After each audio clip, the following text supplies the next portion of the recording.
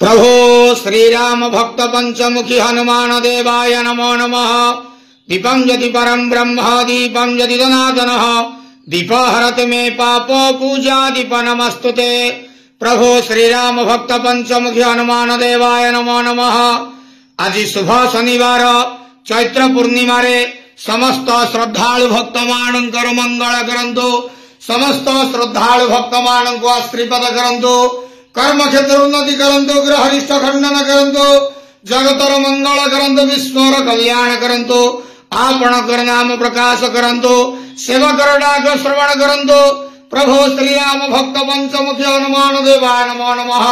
मनोजवार तुल्य वेगं जितेन्द्रियं बुद्धिमता वरिष्ठं वातात्मजं वानरतमुख्यं श्रीरामदूतं शरणं प्रपद्ये।